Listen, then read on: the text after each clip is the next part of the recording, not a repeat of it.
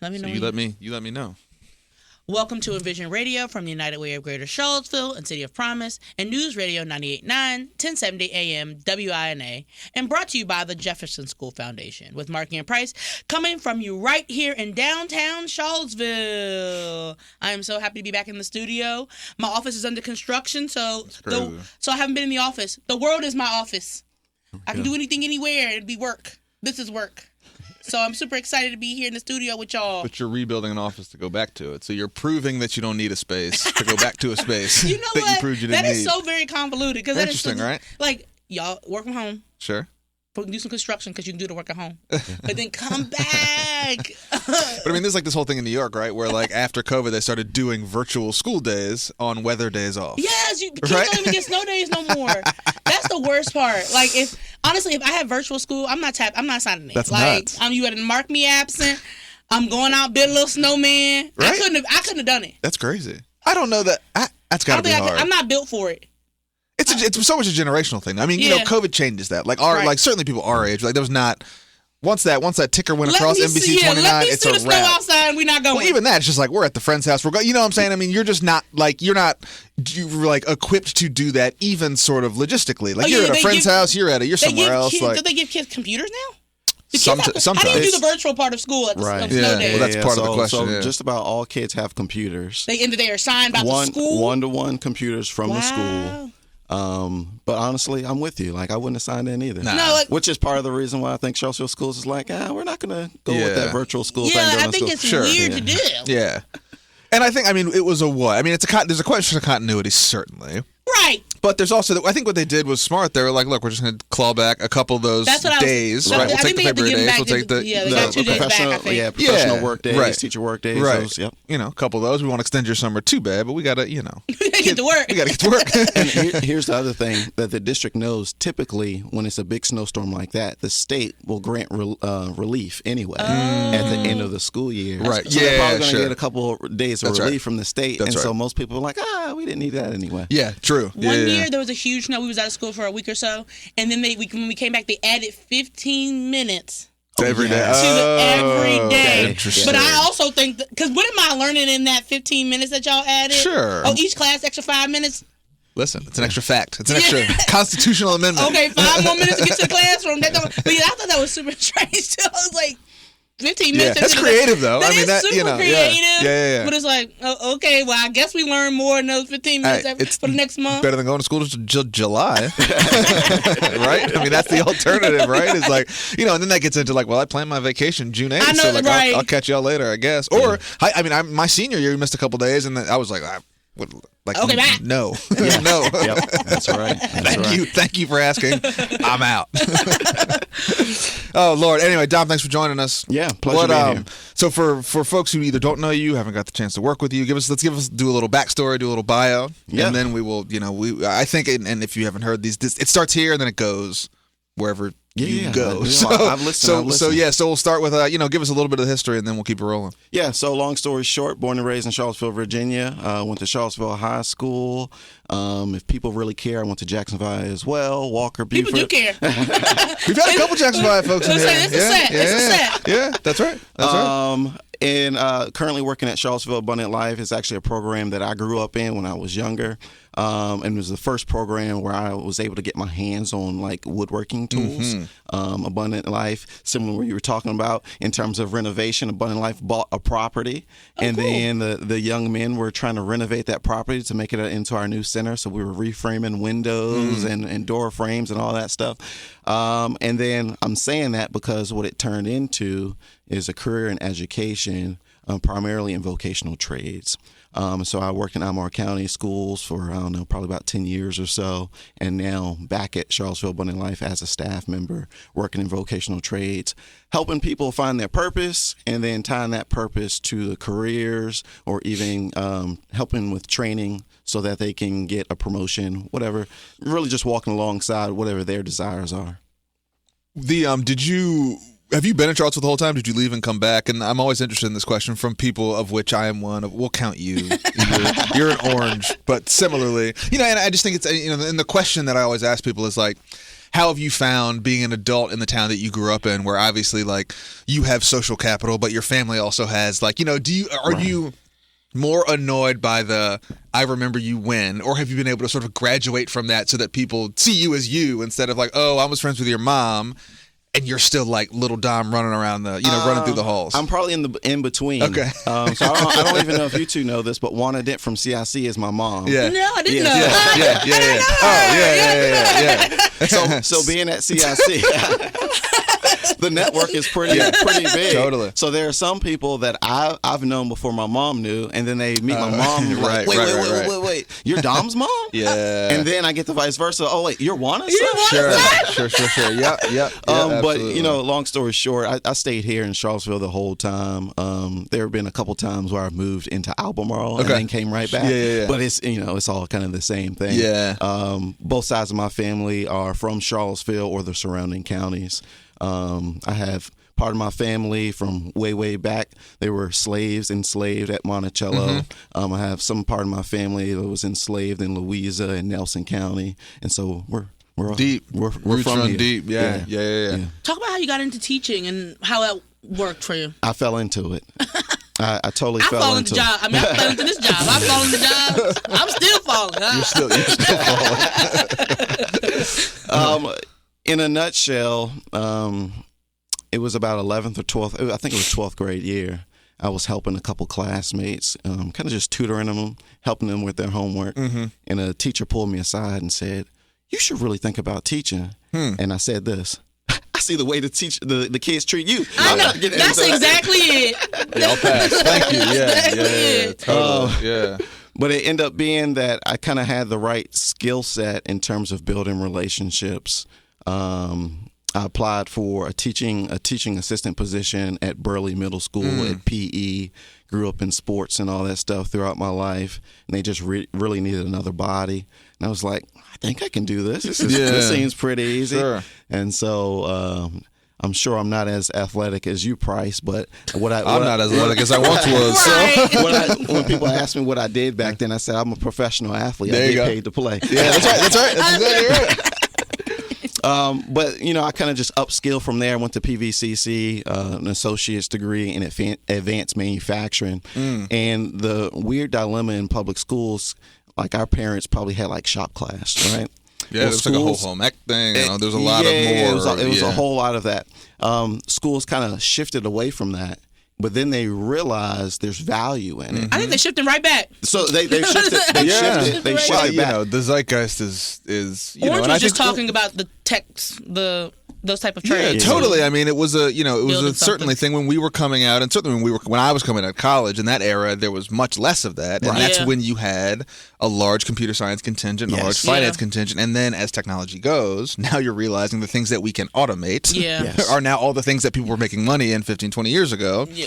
And we were talking about this the other day of like, I want to be able to fix stuff. And that's just like, that's a me thing, but I think there is a lot of value in that. I read an article yesterday that said the two fastest growing sort of credentials are trades and liberal arts degrees. If you had said that 10 years ago, you'd have been put out you'd have been put in a facility. If you were like, trade school and a liberal arts degree, get a degree in theology or learn to woodwork. Then I'm like, sir, committed, go. Exactly. Right? But that's, I mean, it's just, times it's where we are, So as schools were kind of like rethinking and starting to put those spaces back in, that's where I was able to like just jump in there, having some of my previous experience with Abundant Life, even though that was when I was a kid. Because schools were legitimately saying, math teacher, you built a shed in your backyard. Come teach this class now. Whoa. Yeah, sure. Yeah. So by having that associate's degree in advanced manufacturing, really that technical piece, looking at like laser cutters, 3D printers, CNC machines, and stuff that like contractors use to build cabinetry, like that's some of the CNC work that I did.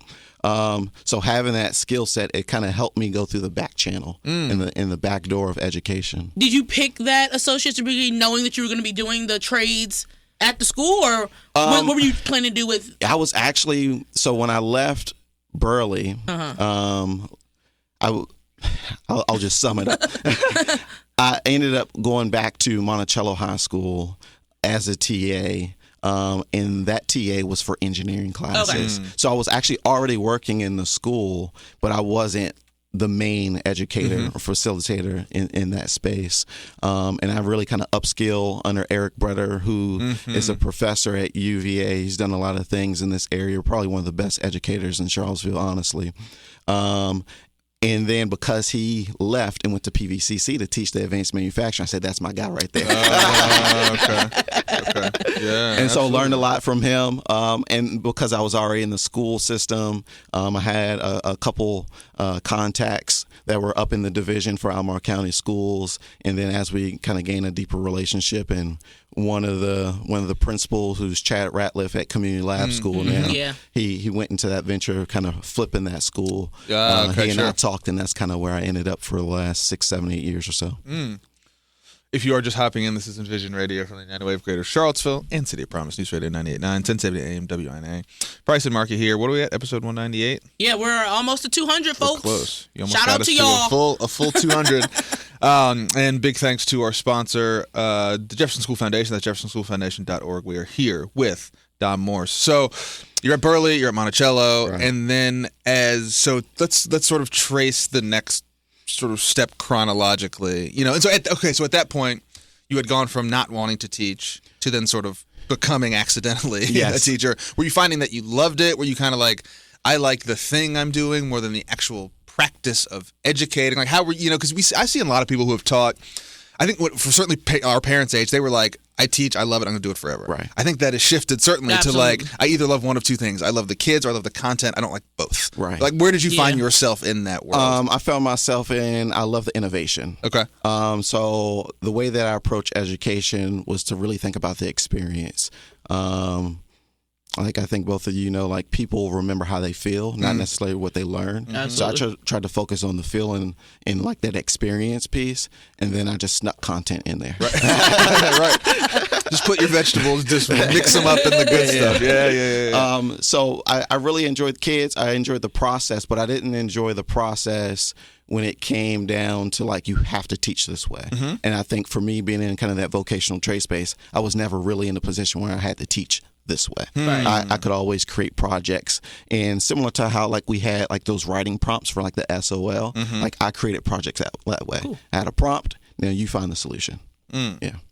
So really enjoy the space. I think it's fantastic, and I think the piece of education, I think particularly after COVID, people start to double down on like the traditional approaches. And like almost the whole public was like, this is the opportunity to find a new way. But many teachers and many institutions just said, actually, we're just going to double down. We're going to give you more tutoring here and do the exact same thing. And where Community Lab School, we said, no, we're actually legitimately going to do something different. And we actually started that before COVID, maybe 2 years before COVID. And in the middle school, we just said, we're going like 90% project based. Really? How does the Community Lab School work?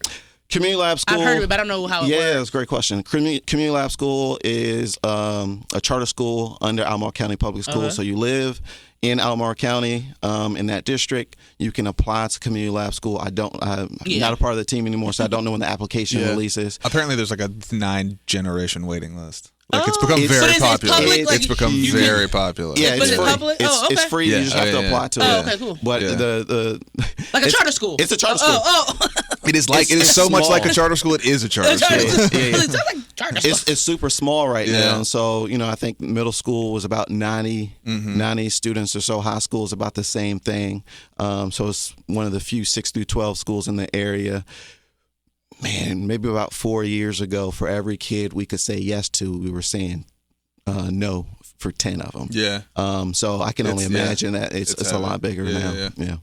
So talk a little bit about that, and as someone who's been in and around education, and I think it's really interesting that you've been in education in kind of one of the most creative ways, and then as a school board member, which I would argue, like, respectfully, one of the least creative ways, like in the most bureaucratic ways, let's say that, right? Yeah, I'm with you. So can you talk a little bit just about, like, what does innovation mean in the context of education, right? Because it is institutionally, just like across the country, just like a very stodgy enterprise. Right. It's very much like we have done this way forever, and we just keep doing it that way. Right. We're sort of regardless of if it works well or not. Right. We have these little sort of pilots or experiments that we, sort of feel like we've either failed to invest in or, just how do you feel about that, right? Is it an investment issue? Is it sort of a imagination issue? It's a mentality issue. Yeah, okay. From my experience, the innovation piece, here's the biggest piece of it. Teachers historically are used to having control. And the biggest piece, teachers need to say and be vulnerable and say, I don't know it all. But how can I put you in a position to teach you how to learn so that when I give, for instance, during my projects, if I give a prompt, I have a general idea the way it may go. But I may have this kid over here that has this different experience, different perspective because he or she is a different person. They have a different background, come from a different family.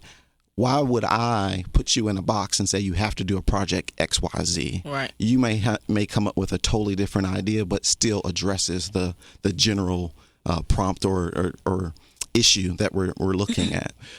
So I think the biggest thing is teachers need to back away and say, I'm just a facilitator of knowledge.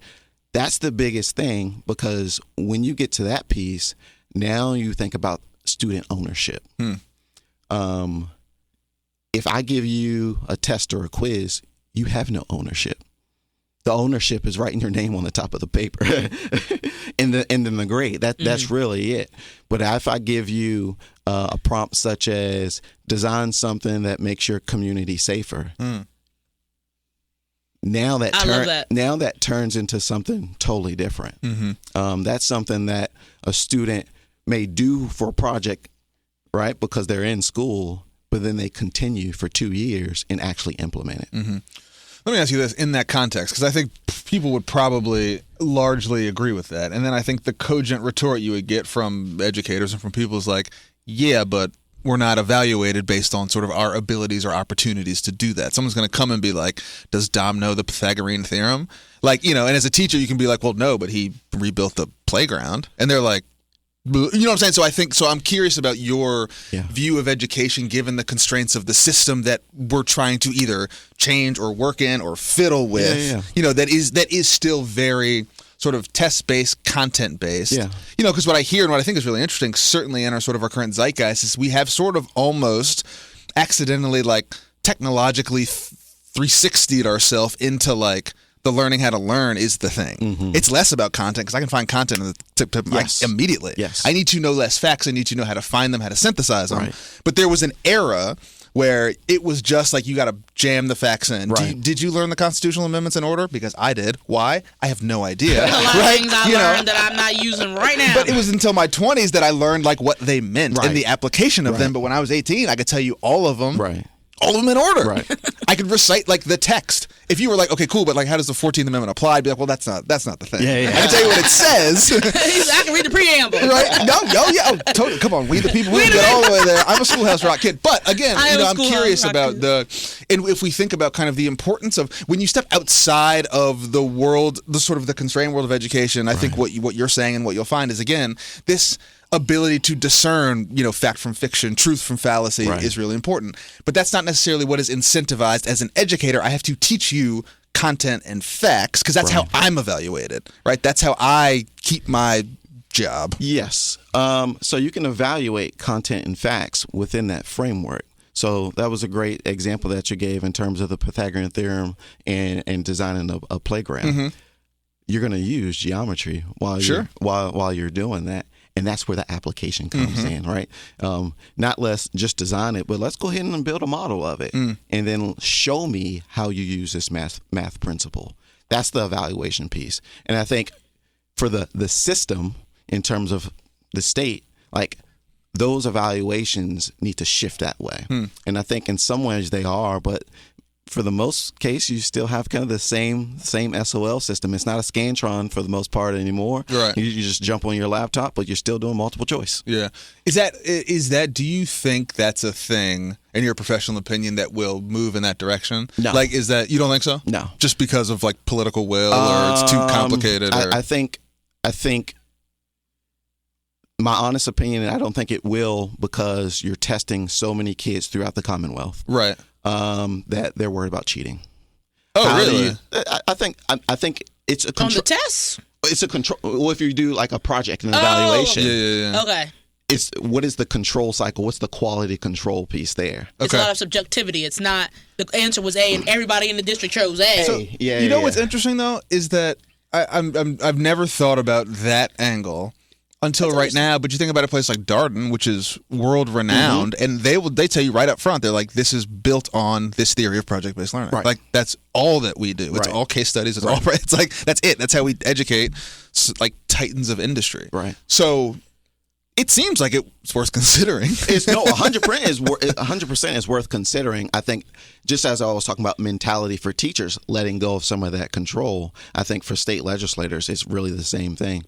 In the Department of Education is how can we ensure that, everyone not only did the test and passed the test, but how can we make sure that the teacher didn't do some random equation over here that the kid forgot. And so I think that's one of the issues. And I think, honestly, most of our legislators grew up in an era when the test is meaningful. It's paramount. And I think even for some of the educators,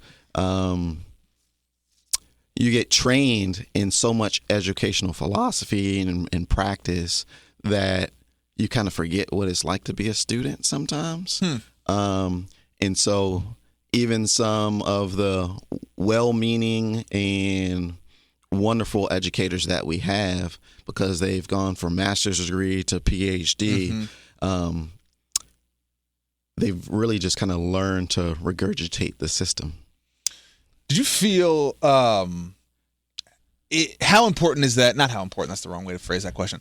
In all of your sort of work, again, school board teaching, in school, out of school, in the community, and sort of then on the legislative body, how did you feel about not having any education credentialing to that level? So exactly like you just said, you didn't follow that path of like, I went to ed school, I got a master's, I got a PhD. I dropped out of high school. Right. So that's exactly what I'm asking, right? And so I wonder if it is, and I'm saying this respectfully, but I wonder if sometimes it's easy to cast off that point of view as like, well, that he's never been ed school, he doesn't know what he's talking about. Like, I have a PhD in ed policy. Like, why would we even consider the opinion of someone who's not an expert? Yeah. But what does that mean in that realm?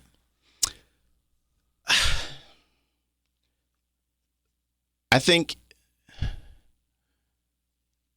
for me, I'll put it this way. I'll give you practical knowledge. There were times on the school board, and I was like, man, I know I said this thing 5 times already. And it wasn't. Still being a parent is, too, by the way. And I had well-meaning colleagues. The administration within Charlottesville City Schools have a lot of love and respect for them. But I was like, no, man, like maybe I'm just not communicating this right. Maybe I'm not giving a good example. And there were times where I was like, you know what? I know when such and such comes and presents, everyone will understand. Interesting. And it was a Jenny Chu, who's a PhD. Sure. And it was like, there were times like even the UVA Innovation Hub that's at the middle school right now. I think most of my board colleagues did not understand that a lot of the research that they based that off of was the work that I and my colleagues were doing at lab school. Interesting. Well, walk us. Okay, so knowing all this, you were a teacher, you've done community lab school, you've been in the other types of public schools. Walk us through the moment you were like, I want to run for school board, and why? Oh yeah. So I think my name kind of got a little bit out there when I won the CBIC Educator of the Year award. I think in 2020 or so. Shout out.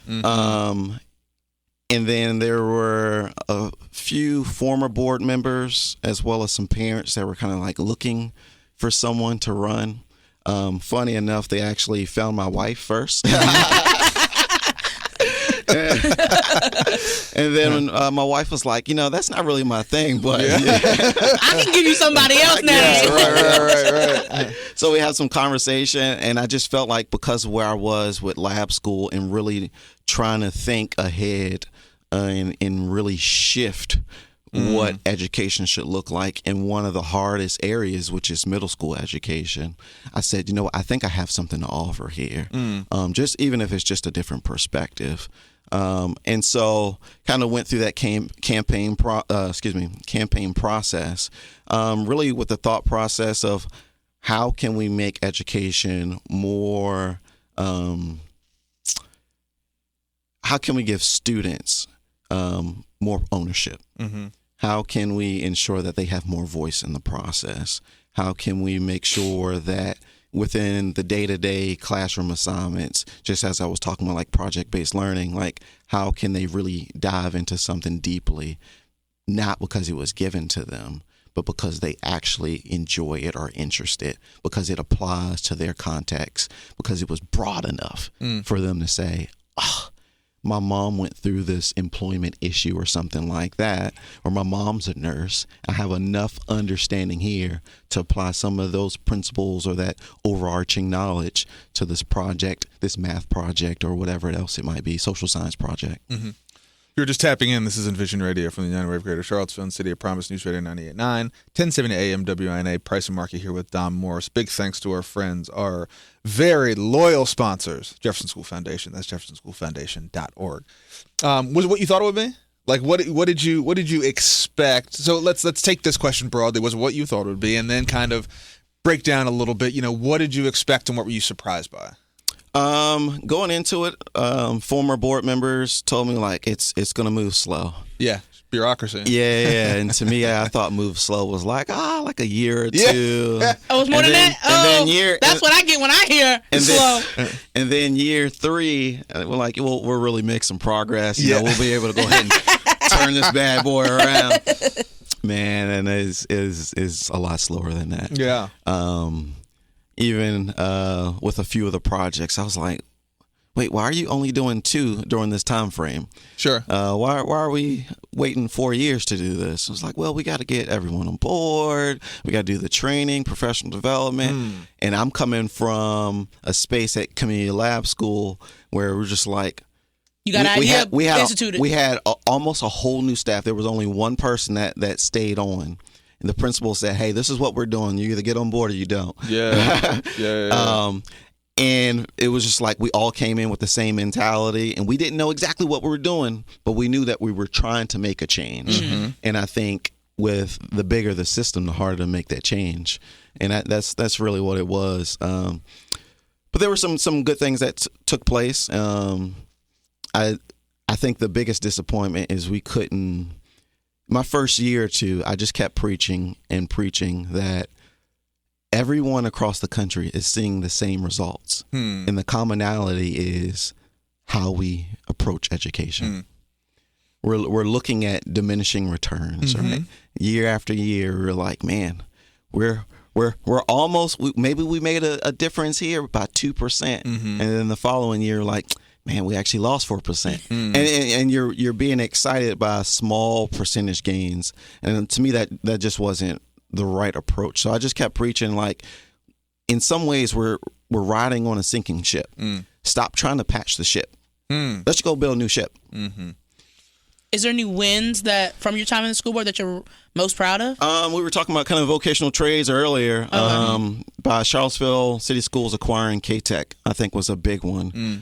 Particularly right as many people are questioning 4-year education. For a lot of reasons, yeah. And it's, that was a 30-year, 30, 50? Like, that plan took 50. Partnership between the Albemarle County Schools and Charlottesville City Schools. But it's nice to be able to preserve that for Charlottesville City residents, to make sure that we have that overarching control, and still partnering with Albemarle County and other school districts now. But it is really, really important, because what we've seen from the data is, and I think the Orange Dot Project reflects this as well, either in the 5th one or 6th edition, is that we have a decent amount of Charlottesville graduates, close to 50% or so, that after high school, we really kind of don't know what they do. Yeah. They also can't read. They can't, No, but it's the same. Yeah. It's the same group of kids, and I think it's a really, really, really good point, because there's a huge gap in it. It's a Sopranos ending. Yes. You just cut to black, right? And then we're like, we know who went to school. Yes. We know who went to work. Right.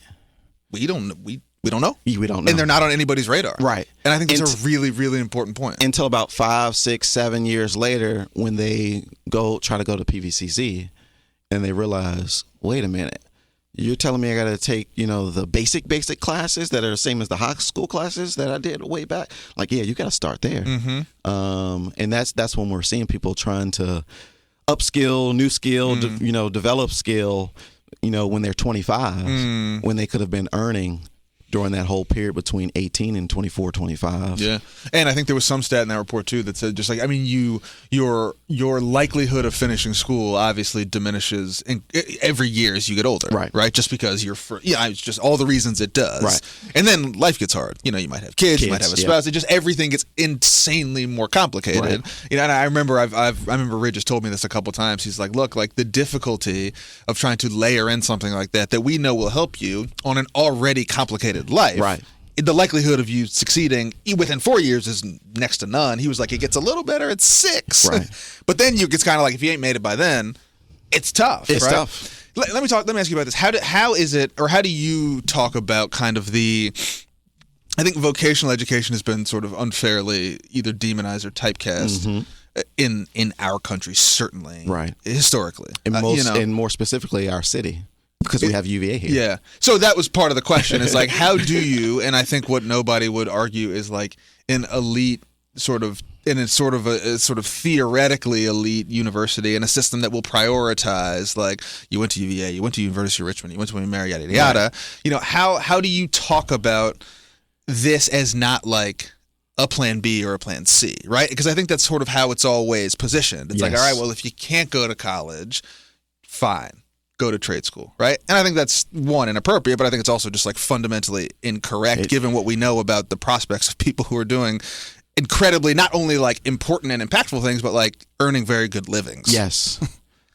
It's one of the narratives that Charlottesville City Schools, K-Tech, and I think a lot of trade organizations, trade schools, I would say around the country, vocational trades is one of the things where you can get both sides of the political aisle to agree on. That is a tight window. It is. And I think it's really, and that's why for me with Abundant Life, it's really purpose driven. Because if I drive everyone to the college route, and the data proves this, at least for Charlottesville City Schools, after about 6 years, in the fairly recent data, only 25% graduated from college. Wow. So we're talking roughly 50% of Charlottesville high school students went to college, but then only 25% of them graduated within 6 years. So it's one of those things is we push people to something that doesn't fit their purpose, doesn't fit who their personalities, and it's really trying to show people, particularly adults, that it's okay for your kid to go to a trade school because it fits them better. And I think with the development of artificial intelligence, you're going to see more of that because there are some jobs where like they're going to phase out. We in trouble. Well, no, listen. I mean, again, the job when I graduated college, everyone, if you got a computer science degree, you were it. You could go into consulting, you can go into cybersecurity. Like that was the thing to do. And I think we were sort of the last generation where like a lot of the folks who did that in my era are now senior enough to be okay. Yeah. But people now that are coming out with computer science degrees, I mean, knuckleheads like me are like, watch this. Like, I goofed off. I mean, I goofed off in Claude Code for a weekend and built that thing that you built 10 years ago for $200,000. It cost me $45 in 8 days. Yes. Right? Like that's a dangerous precedent. Yeah. And if you don't see around that corner of like, look, and that's why I think the liberal arts thing is so funny, right? Because the big joke, certainly I went to William & Mary, the big joke was like, people are graduating like medieval philosophy and all this goofy stuff, right? You just think they're big on teaching you how to think, right? But in an era where there's an assault on information, you can't trust your eyes. We're in this sort of Orwellian environment. Like the ability to now discern becomes important. And to your point, the ability to like apply knowledge in a practical way is, I think, a little bit of a lost art. Can you understand geometry in a way that allows you to create? Can you understand the Constitution in a way that allows you to be a citizen instead of just being like A squared plus B squared equals C squared? I don't know how to do that, but I can draw it for you if you ask me. Yeah, if you ask me, I can put it in Python. Right. That's right. That's exactly right. No, I think that's exactly right. There was a film at the film festival last year, Multiple Choice. Okay. That talked about, I feel like it's somewhere close. It's in Virginia, where there's a school that built like a huge vocational program that aligned with the school, and so every student had to not only take their basic math, reading, history, but they had to go and take a trade in this film, and it was like the importance of trades, but everybody needs to be getting into a trade. And what they saw is that kids, first they were talking about the stat you talked about they're going to college, but half of them aren't finishing. Right. And so introducing these kids to the trades made sure they didn't have to go to college, or didn't go to college, wasting money, leaving that, not finishing that degree. So a lot of the kids got into those trades through the school, and then ended up like not going to college, but doing those trades. And they were talking about how a lot of the kids who are doing that are doing way better than the kids who were going to college that came back and were like, yeah, I'm doing great on the job. They taught me how to do like being an electrician, and now they put me. They had a lot of mentor programs, so an electrician in the city took him in and then hired him after he finished the high school program, and he was making like way more money than his counterparts that went to college. And so the documentary follows the fact that this model has worked very good for that. I think it's Waynesboro. I don't know. It's somewhere up north. But I think that is what we probably all need to be working towards, in which every student is given the opportunity to have to do a trade so that they know what the options are, instead of like school, college. I think. So there's a huge historical gap because the system that we've grown up in is relatively new, and this is what I mean by that. You think about medieval period, right? You think about ancient Israel, etc. Some of these ancient civilizations. The way that you learned and the way that you gain skill is apprenticeship. Yeah. And so really what I think will happen is we'll revert back to kind of this apprenticeship model, which is the vocational trades for us now. If you want to become a blacksmith, you go learn under a blacksmith. Right. Sure. And I think what we've seen from higher education is you may go learn from someone that has a degree, but they may not be a computer scientist. Sure. So that's very interesting. Yeah, that's an interesting point. Let me ask you this. Do you think that it should be mandatory? Do you think there should be some mandatory trade education as a part of just your public school diet? Based off of who I am and the way that I talk, I don't do anything mandatory. Well, so let me reframe that question. Right, you have your finger on the button. You can choose yes or no. Yeah. And because I'm in charge, I'm going to make you choose yes or no. No, but saying like, if you could make a curriculum, would you say that? Like, look, in the same way we say you got to have reading, writing, and arithmetic. Would you be like, yo, at 6th grade, you have to at least for a year or for 2 years, you have to dabble. Like we are going to mandate dabbling. Yeah, 100%. Yeah, I think that's what they're doing in that school up north. Yeah. I think that's an interesting question, right? Because I think to your point, and even, I mean, we do this, the liberal arts schools do that. You have to take a bunch of general credits. I had to take a bunch of biology classes, and I always used to rail on this, certainly when I was in school, and my dad was a teacher for a long time, but I was like, why would I do that? I don't really care about fisheries in Ecuador. I don't need to know, right? And his thing, which I've sort of as I've gotten older kind of come around to, but he was like, yeah, but like, it's not about that. Right. It's not about whether or not you can discern a wild caught fish from a farm fish. Right. I don't really care about that either. He was like, what you have to understand is it is sort of about the roundness of like your ability to sort of discern and intake, and then do with that information what you need to. Right. And so, but I'm wondering in that case, is it, even if you're not saying I want to push more kids towards trades, which you may or may not be saying, but it seems like there's an importance of saying, hey, this is something that we shouldn't just shuffle kids into when we realize traditional schools, not for them. Right. It should be a thing that we introduce them to. Right. Yes, then it's more self-selective instead of being like, well, Dom failed his SOL, guess we got to send him to K-Tech. Right. It's like he's had this experience. He might be great at math. He just might love building things. Right. Those things are not mutually exclusive. No, correct. Yeah. So I think to answer your question, yes, and what most schools are doing around the Commonwealth, they have the introduction piece. Okay. But I don't think I think the piece that is still developing is how to make the connection for the student. Okay. And more importantly, how to make the connection for the parent. What I've learned is that the parents are still kind of driving the narrative of you should go to college, you should go to college. It's the grandparents and the great-grandparents and saying, you need to go to trade school. Really? Yes. Interesting. You need to go pick up a skill. Old people did trades. Especially some of them couldn't go to school. I bet you we talking about people who was integrated. You know, they probably were doing trades. That's true. You need to go pick up a skill, and then you can go to college after. And I think that's really, really important. You can even kind of see it in the model that UVA does with their apprenticeship. Like, come learn with us. Yeah. Come get your license with us. But then, like, if you want to go, like, kind of upskill from there and go to college and become a manager, like, we can help pay for that. Yeah. Sure. And I think that's really, really important. The other thing that I've learned from people that are either entering trades and kind of those experienced business owners is like, I picked this thing up, whatever the trade may be, plumbing, electrician, right? And now I'm handing it down to my kids. Interesting. Yeah. And now I'm handing in not just the skill. Sure. I'm handing the business to my kids. Yeah.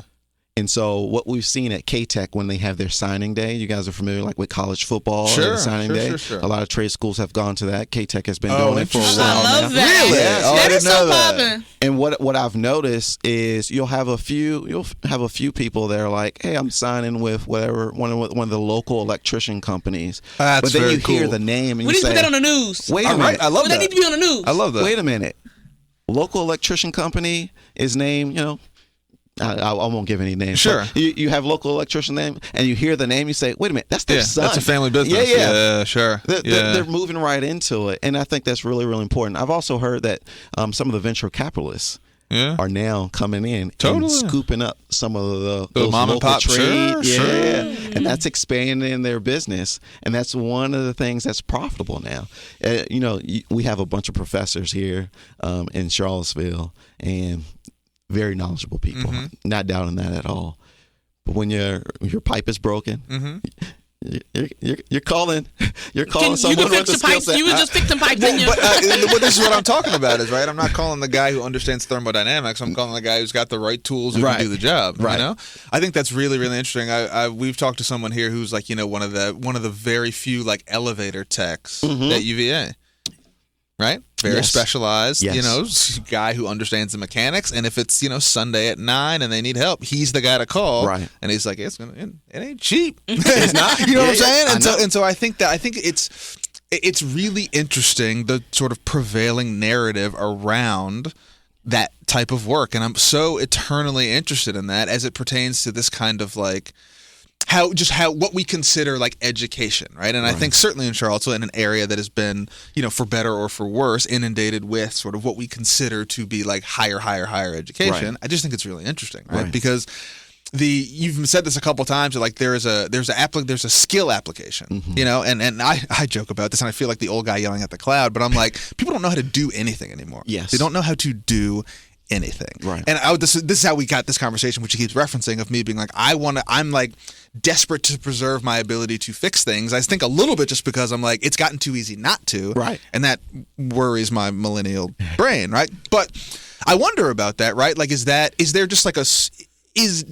you found this to be sort of more or less palatable as a theory, as kind of the social winds have changed? Like, were you like, this was more popular years ago, it became less popular, and now it's coming back? Or do you think it really has like staying power as a philosophy on its own?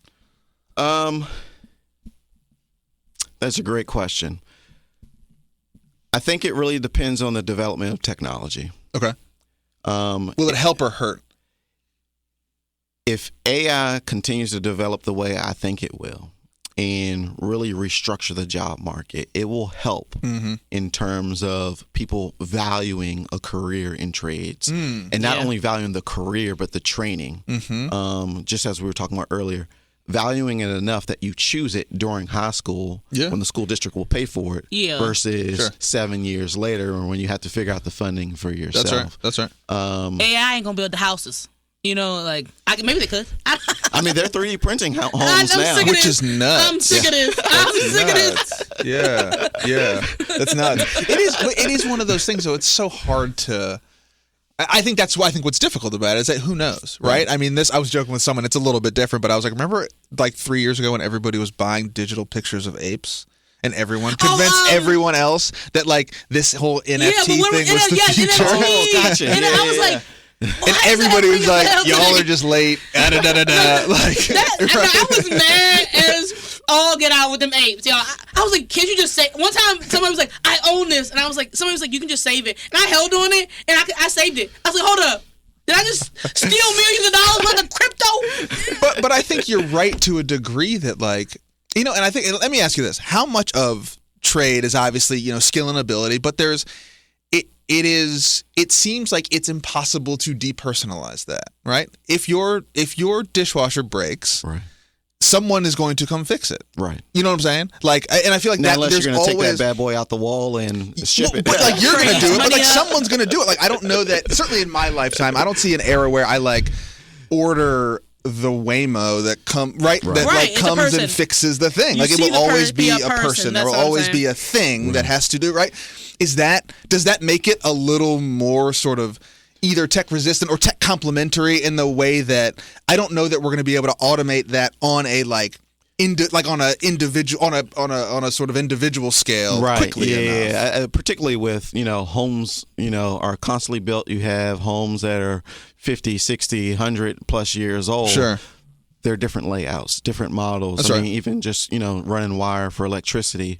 Like someone may have done it a little bit differently 20 years ago than what's being done now. And you can't just send in the general robot to go do that on its own. You still need someone. Somebody got to do something.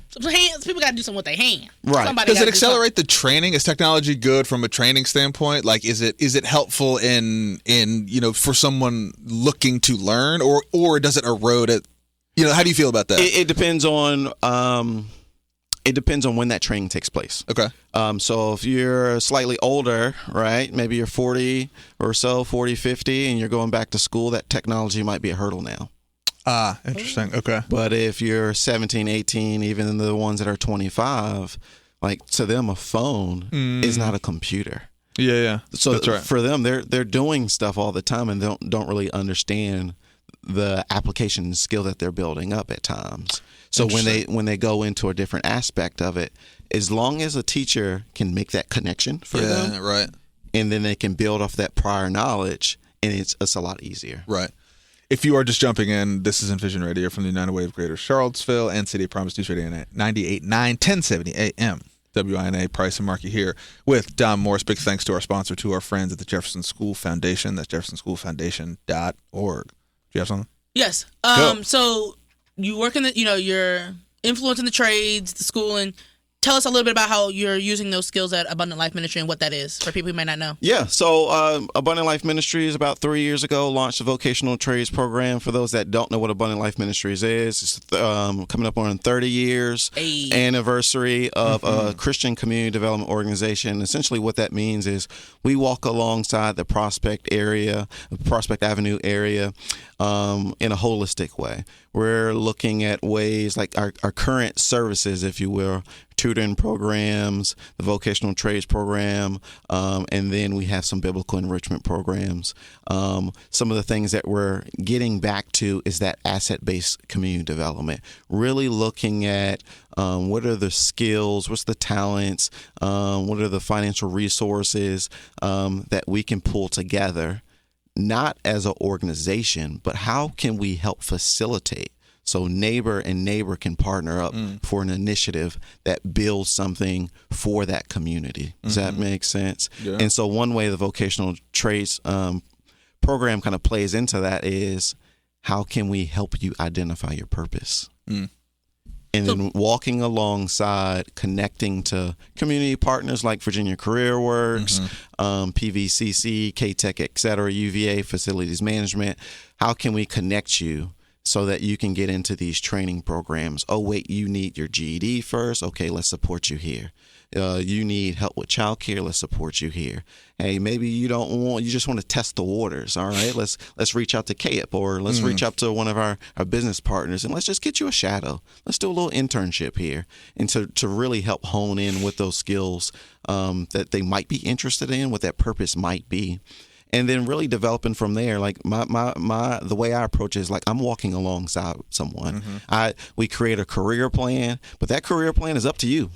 When you tell me it's done, it's done. Sure. Right. Sure. Yeah. And that's what it's really about. Just really making sure that we're taking a two-pronged approach of the preventative of another cycle of struggling, lack of financial self-sufficiency with our young people, but also trying to help those that are like, man, like I've just been working this dead-end job for a while. I'm ready for something different. Yeah. So let me ask you this: why are you going back into school board politics? Are you going back into community politics? Like, how have you liked the reprieve? Have you missed it? Have you enjoyed it? Yeah, I think it's only been a month and a half. Yeah, you haven't had time to miss it yet. Of rolling off the school board. So for me, I think I'll take another couple months before I really kind of tune back in. I think my period in life right now is just really focusing on the community.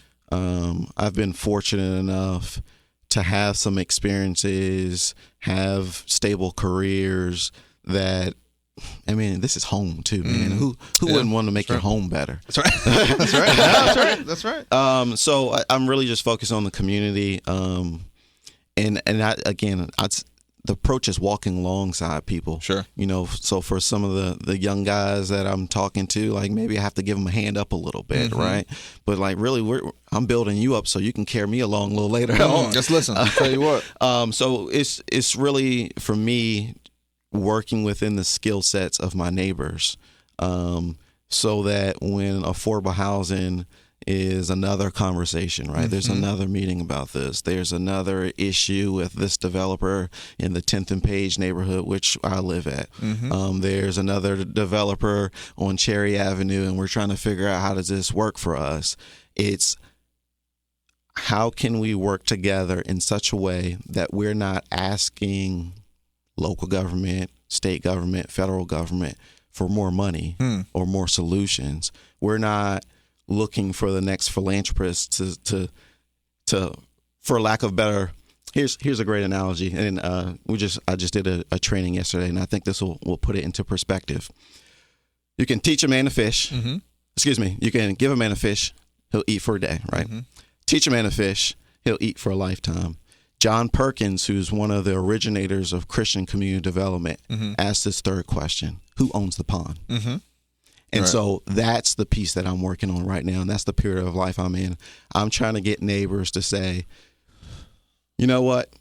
We keep going to the city. We keep asking for this. Sometimes it works in our favor. Sometimes it doesn't. But how can we begin to pull our money together? How can we begin to train this generation so that they build homes, and then they can go around the community and for a better price, right? They still need to make a living, but for a better price, help renovate the homes that some of our older community members own. And that's the piece that I'm working on right now. What are you most hopeful about for this community? I am most hopeful that there's in 20, 30 years, the story is you see this facility over here, you see that house over here. We did this by X, Y, and Z. Not someone gave it to us, but we as a community did this together. There's a community, a neighborhood in Atlanta many years ago now. They had a golf course, and the golf course kind of deteriorated, and then the neighborhood deteriorated. And then they asked Christian community developers to come in and say, help us kind of just figure out what's happening here. And they said, that golf course is an asset. Sure. What can we do with that? And so they found a way to rejuvenate the golf course. And what happened is that the whole neighborhood was able to receive revenue from that to build up. And that's the type of project or projects that in 30 years, I hope that story's told. If people want to get in touch with your work, or just tell us a little bit about the process to get involved with this V-Trades program? Give us a little bit of the nitty-gritty of how do we get in? How does it work? What do we expect? Right. So if you want to get in contact with us at Charlottesville Abundant Life, you can go to charlottesvilleabundantlife.org. Our social media on Facebook, Instagram is CVL Abundant Life. But in terms of getting in contact, going through the website or reaching out to me at Dom at charlottesvilleabundantlife.org is perfectly fine. We have an application on there for the V-Trades program. If you want to volunteer, there's a spot on the website for that as well. And really, the V-Trades program is although Abundant Life focuses on the Prospect Avenue area, the V-Trades program is like, we'll serve anybody. We'll serve anybody. It really is about finding purpose and how that benefits the rest of the community and walking alongside someone. It's really important for me, and particularly as a man, to help the young men to have a good foundation, so that they can be family shepherds when they have a family. I think what we're seeing is too many households with single mothers, and I come from one. And I just think that's one of the pieces that's really on my heart. So get in contact with us, charlottesvilleabundantlife.org, and most likely I will get back to you. And when I say most likely, I'm saying me personally. You'll hear from somebody. Yeah, you'll hear from someone, but if it's Vocational Trades, it'll definitely be me. That's great. Well, look, big thanks for hanging out with us this morning, man. It's great to have you, and congratulations on your school board term and a well-deserved deep breath. Yes. Take some rest. That's exactly right. That, our friend, is Dom Morse. If you want to get in touch with us, you can reach out to us. How do people get in touch with us? At United Way Seville, at City of Promise. Inbox is open. Envision at UnitedWaySeville.org. Marky mentioned that we are rapidly approaching episode 200. We're going to do something. We'll figure something out. Yeah. Thanks to all y'all for, listening to us and allowing our bosses to have a reason to let us keep doing this every single week. I guess I'm my boss. You are your boss. Our old shared boss. If you like what you hear, again, share this with your friends, share this with your classmates, your colleagues, random strangers, whoever you got. You can find new episodes on Spotify, Apple Music, Pandora, wherever you get your podcasts. And of course, the best way to support this and the work of Charlottesville is consider Time, Talent, Treasure, United Way, City of Promise, Abundant Life, our other great nonprofits. They help us do our community-based work, and of course, this show. Big thanks to our sponsor, Jefferson School Foundation, jeffersonschoolfoundation.org, and happy birthday to my son who turns 3. Oh, happy birthday. Shout out to Jalen. Happy birthday, buddy. For Dom, for Marky, this is Price. Stay warm. We will see you next week. Peace.